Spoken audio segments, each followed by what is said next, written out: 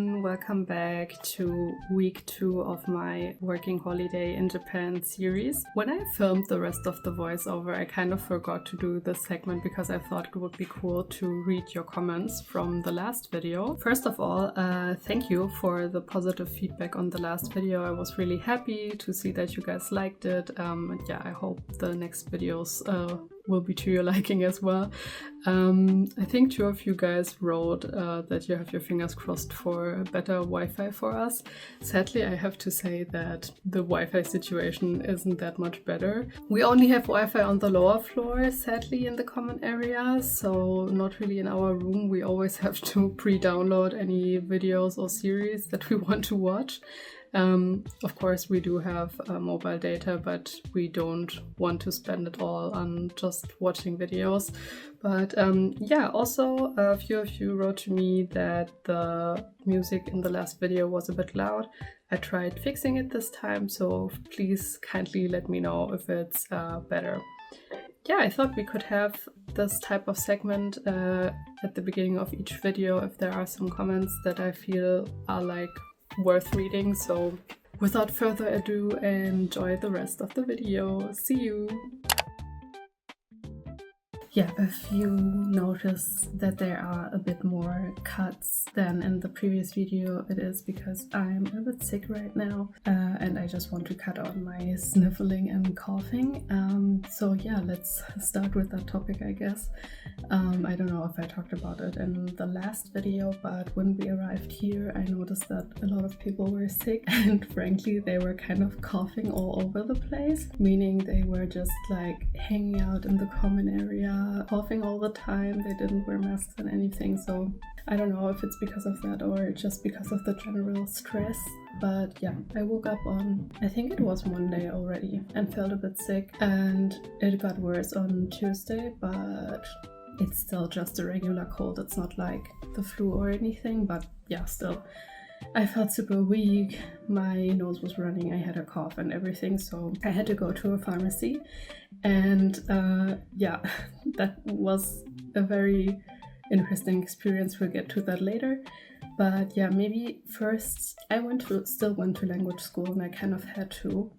And that's because attendance in Japan is really everything. It's very, very important. I think it's the same for university, that your grade is already at a good base level if you just attend regularly. So it's a bit different than Germany, because in Germany, I think the grades are mostly, at least in school, determined by your activity in the class and of course through your homework and the exams and everything. But here attendance is very important. They explained that to us in the school orientation day as well. So yeah, and if you can remember, I missed 1 day of my class because of the miscommunication with the language school and the organization that we booked with. So I already had 1 miss as a day. And if you have more than 80% miss, you won't get a certificate for the class. So of course I want to avoid that.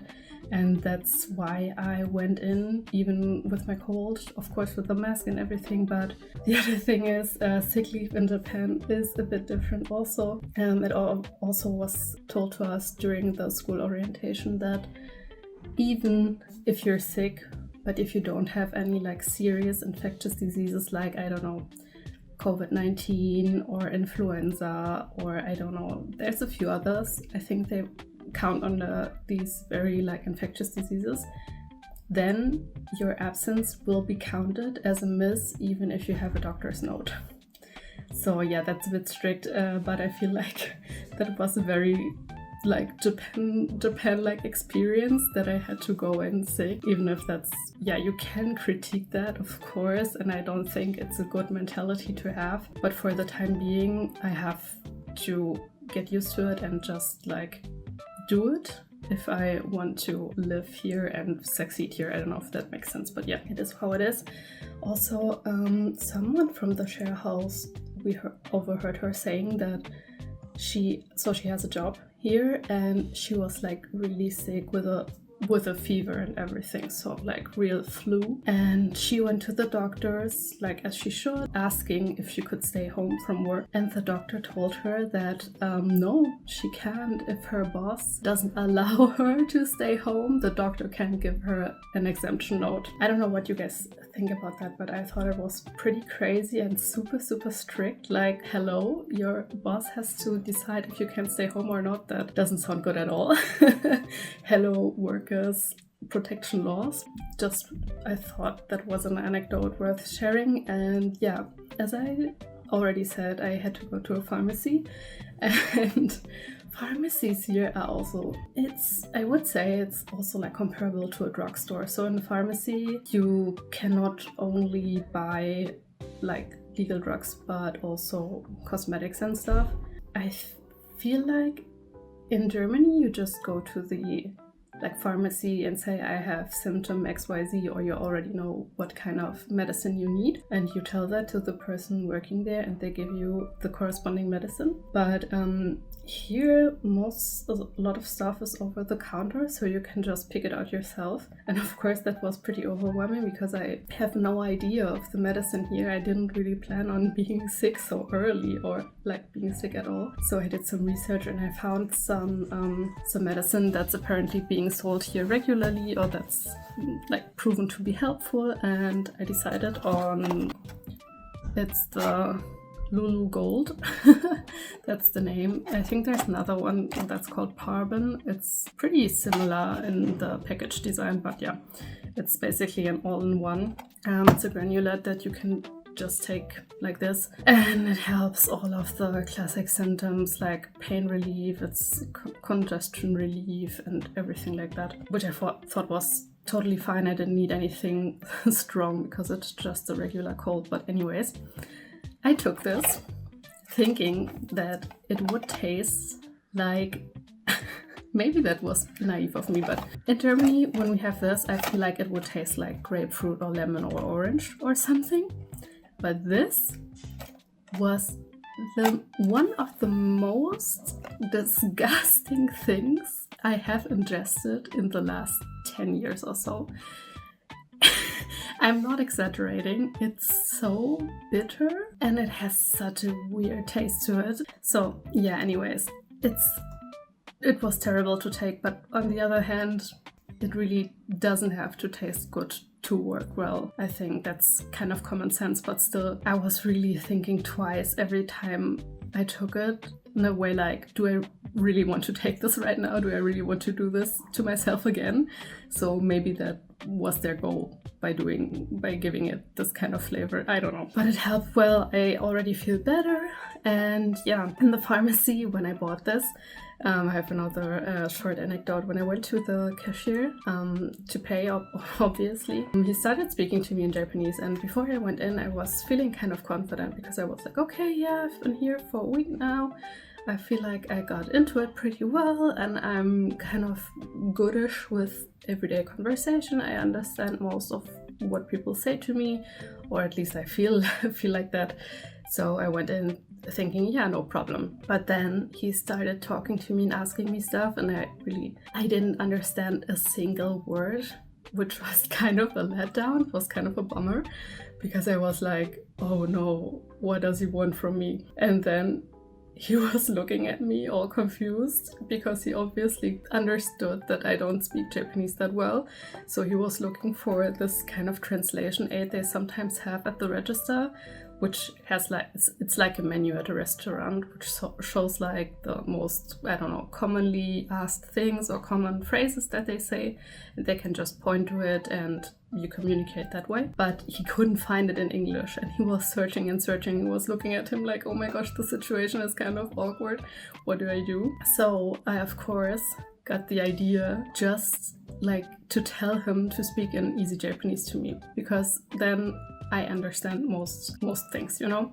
So I just told him, hey, please use easy Japanese and then I will get it. And he did, and it worked, and I was so happy, and I could see that he was also very relieved. So yeah, that was a little success story from my side. So what he basically just asked me is if I already bought that medicine on that day in another store. So I feel like that's something they have to ask the customer. But success. I got the medicine, everything went well. And yeah, I think it was on Tuesday. We went to Ikebukuro after language school, which I think most people watching this probably know, but Akihabara is one big district for like anime and tech stuff, and Ikebukuro is also lots of anime and fan stuff. But I feel like Ikebukuro is a bit more women focused, if that makes sense. Like in Akihabara, you can get lots of stuff for if you're a man that's fan of certain anime, and in Ikebukuro it's the same for women. I don't know. That's just my feeling. I don't necessarily know if that's true, but yeah. Anyways, we went there because one of the friends we met here at language school wanted to check out some special collab from a conveni here. Apparently they were carrying some merch that she wanted, but yeah, we went into several convenis and they didn't have the merch that she wanted, sadly. So we went to Animate. I don't know if it's pronounced that or if it's Animate. Anyways, it's written like this. And we went there because she told me that they had Love and Deep Space merch, and most of you know that's a game that I really enjoy playing right now. Actually, I've been playing for over a year now, so yeah, and we were looking for merch because it's kind of hard to come by in Germany. So we went, and I also recorded a little TikTok there. Maybe I will show you some of the clips here on the side, like I did last video with the Tokyo Auto Salon.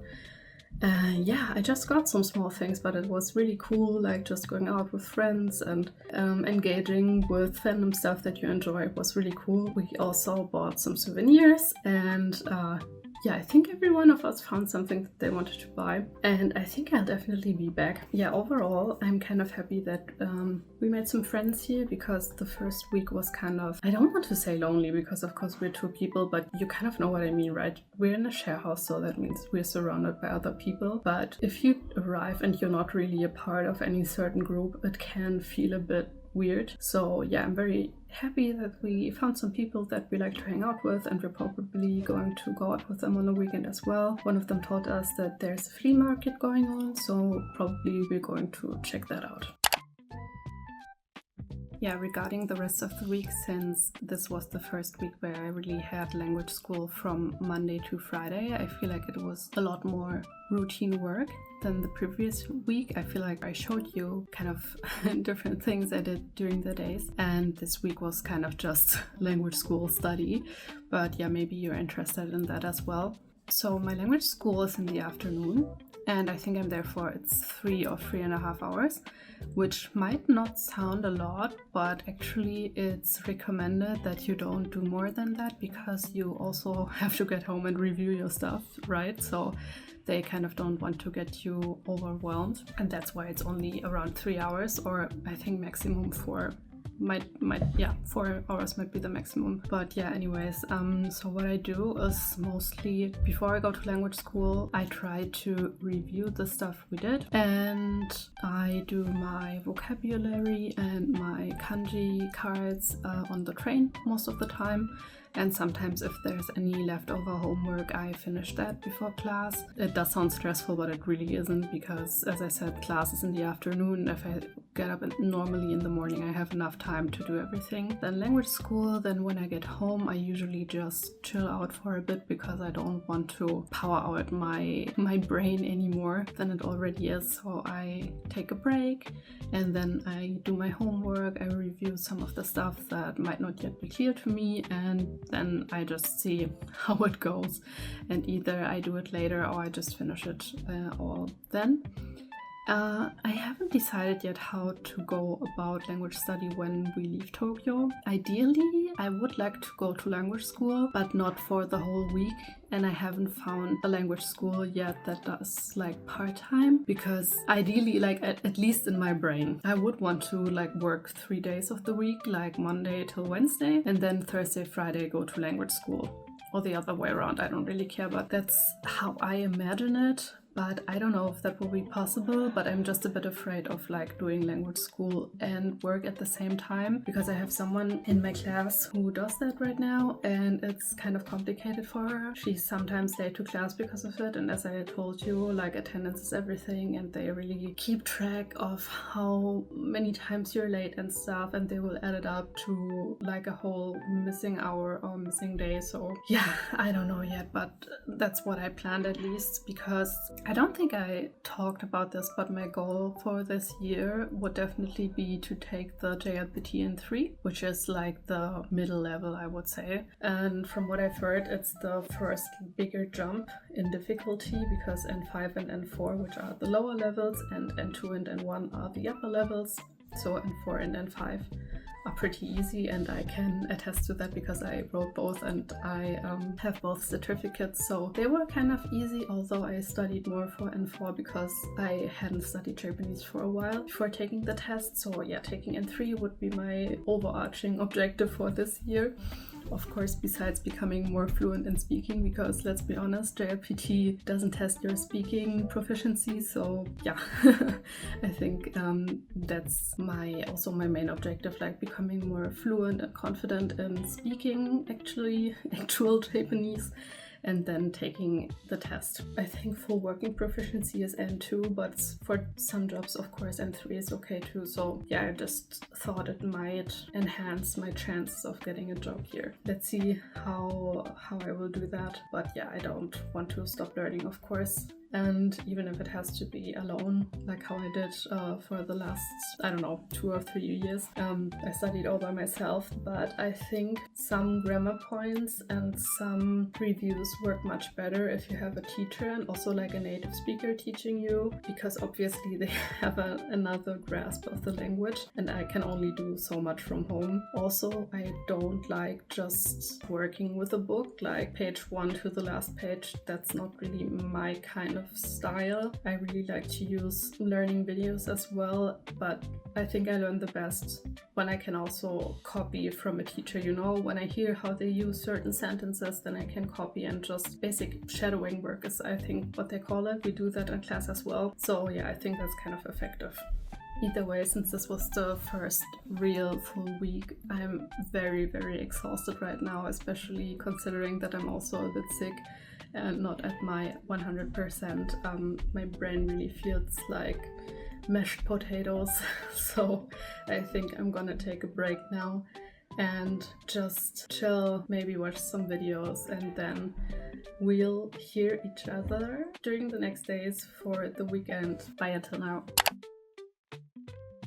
So I realized that I didn't really talk about the weekend when I recorded the last video and voiceover, because I think I talked about going to a flea market because it was recommended to us, but we ended up not going to the flea market at all. That was on Sunday, but we went to a concert on Saturday, which was really cool.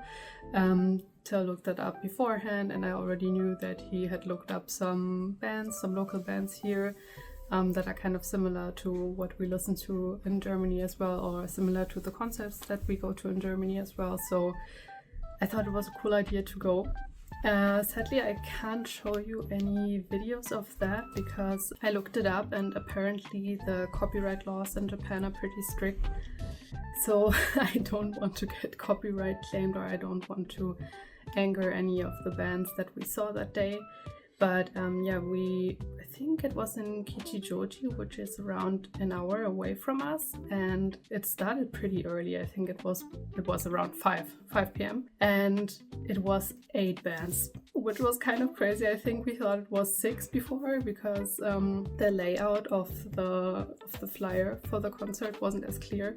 But yeah, it was 8 bands, which was quite a lot. I was a bit surprised. And I think we saw 6 of them, which is already quite a bit, I think. It definitely was fun. It was cool to go to a concert in a whole different country. I have to say that I already went to also 2 smaller concerts in Japan, but that was 8 years ago, so it was really cool to check out some current local bands. And yeah, no, we ended up having lots of fun, but because it was so long, we just slept in on Sunday and we didn't go to the flea market at all, but instead we went to the supermarket and did our groceries for the week. So yeah, not that exciting, not really worth showing any videos, but I wanted to finish the week, of course.